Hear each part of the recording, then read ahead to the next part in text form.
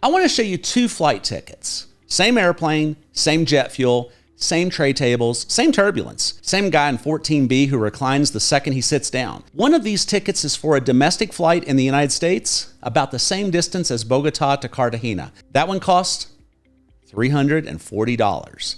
This one, $38. Taxes included. Same plane, different country, completely different relationship with your wallet. If you've been living in Colombia for any amount of time, this feels completely normal. You just book a flight, like a bus ticket with Wings.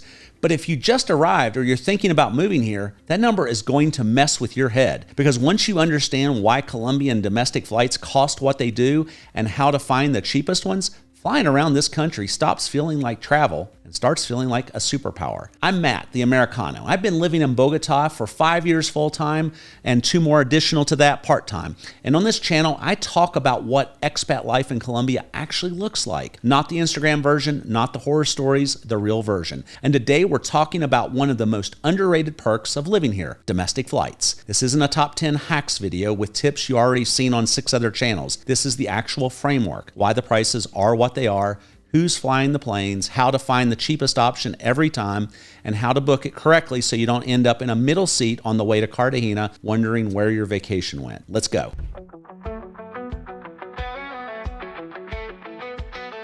Before we get into the tools and tactics, let's talk about why this market works the way it does. Because if you understand the economics, the prices make sense. Colombia has a geography problem, and I mean that as a compliment. The country is enormous. It's diverse. It has coastlines on 2 oceans, a mountain range that cuts through the middle, and regions that are essentially unreachable by road without committing your entire weekend to the drive. You cannot road trip from Bogota to Cartagena the way an American road trips from Dallas to Houston. The roads are longer, the terrain is more complicated, and the altitude changes are aggressive. So Colombians don't drive long distances. They fly. And when a country has to fly to connect itself, the aviation market develops accordingly. Then there's the competition. For most of its modern history, Avianca basically owned Colombian airspace, and the prices showed it. But over the last several years, the low-cost carrier market exploded.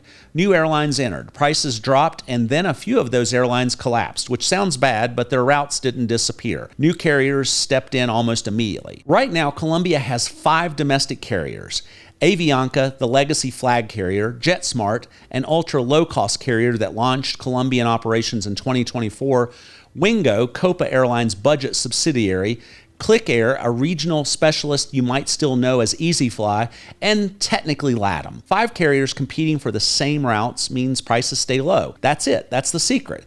Competition plus geography plus a country that physically needs to fly equals a domestic aviation market that would make American airline executives deeply uncomfortable. Let's talk about who's actually flying, because they are not all the same and which one you book matters.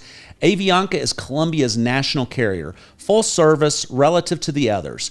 They fly the widest network of routes, have the most departures per day, and they're part of Star Alliance, which matters if you're also accumulating miles internationally.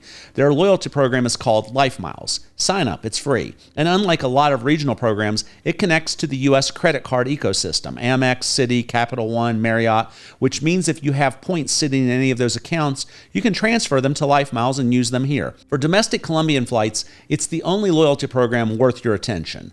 JetSmart is the new kid. They launched Colombian domestic operations in March 2024 after Viva Air, the previous budget carrier, went bankrupt in 2023. Ultra low cost model, which means the base fare looks incredible. Then you add a carry-on, then a check bag, then seat selection, and suddenly that $15 flight is $65. Not a scam, just how the model works. I'm guessing they went to Spirit University for business class. Buy the add-ons you need, do it online, not at the airport. They charge significantly more at the gate. On the loyalty side, JetSmart has integrated with American Airlines Advantage program. So if you're an Advantage member, you can earn and redeem miles on JetSmart flights. No native JetSmart program yet, but they've announced something called Smart Points is coming. Wingo is the budget arm of Copa Holdings, or Copa Airlines, the Panamanian carrier. Low-cost model, similar similar structure to JetSmart, strong on routes between Bogota and the major cities. There's no loyalty program currently, rumors of eventual integration with Copa's Connect Miles program, but nothing live as of now. If the price is right, Wingo is a completely solid option. Just don't expect to earn miles on it. Clic Air is the one most people still call Easy Fly because until August 2023, that's what it was. Easy Group, the company that owns EasyJet, filed a lawsuit over the Easy branding, so Easy Fly became Clic Air. And I genuinely respect that energy. Get sued by a British conglomerate, rename yourself, keep flying. Very Colombian. Clic Air is a regional specialist. They fly 37 destinations, mostly smaller cities that Avianca and JetSmart don't bother with. Bucaramanga, Villavicencio, Neiva, Bajisolano. If you're trying to get somewhere off the main corridor, Clic Air is often your only option or your cheapest one. And there's also LATAM, a Chilean airline, and they have quite a bit of routes. And to be honest, lately I've found myself flying to places within the country on LATAM flights. They tend to compete for some of the same cities that Avianca does. And if I'm honest, I think I kind of like them better than Avianca now. Quick thing before we keep going. Bogota Nomads dinner, April 30th, 6 p.m., new restaurant. Last time we had 51 people show up and completely overtook and overfilled the restaurant, which was amazing. But also, the restaurant would like a heads up this time. So we're capping it at 30. So RSVP today so you get your spot. This is one of my favorite spots in Bogota. It's a Mediterranean fusion restaurant combining French, Greece, Spain, and Italian cuisine. The menu is just ridiculous. I'm not going to oversell it. I'm just going to tell you I keep going back, and I don't do that for places that are fine. RSVP link is on the screen right now. It's $7 to reserve your spot. We're not making any money on this. It's basically a deposit so the restaurant knows you're coming. You show up, we hand you 20,000 pesos cash at the door. You pay for your own food and drink. Good food, good people, no agenda, 30 spots. Once they're gone, they're gone. If you're in Bogota on the 30th, come eat with us. All right, now we get to the part you actually came for. How do you find the cheapest flight? Here's the framework. Step 1, research with Google Flights. Google Flights is your starting point, not because it always finds the absolute lowest price, it doesn't always, but because it has the best interface for answering the questions that actually matters. When should I fly? The feature you want is the date grid. Select flexible dates, choose your departure, airport, and destination, and Google Flights shows you a full calendar where every combination of departure day and return day has a price attached. Color-coded, green is cheap, orange is not. On Colombian domestic routes, the price variance by day can be surprisingly significant. Tuesday might be half the price of Friday. Same flight, same seats, just different number. Use the grid, find the green days. Then we talk about where to actually book.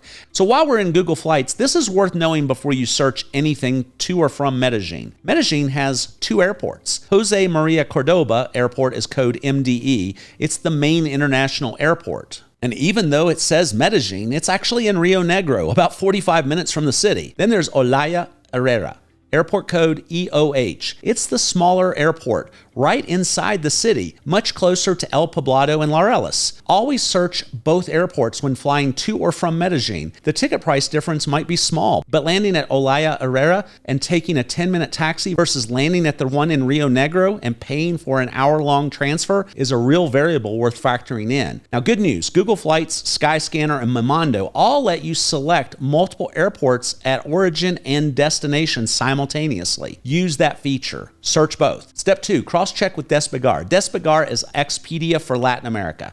This is what Colombians actually use. It's worth a cross-check because it occasionally surfaces deals or carriers that don't show cleanly on Google Flights. And frankly, if you're living here, you should know how to use the same tools the locals use. Step 3, use Skyscanner and Momondo when you don't know where to go. Here's where these 2 platforms earn their place. If you already know you're flying Bogota to Cartagena next Thursday, Google Flights handles it. Done. But if you have a free weekend and you just want to know where in Colombia you can go for under $60, that's where Skyscanner's Everywhere search is genuinely powerful. Type your departure airport, type everywhere as the destination. It returns every destination ranked by price. You're not planning a trip. You're letting Colombia tell you where it wants to take you this weekend.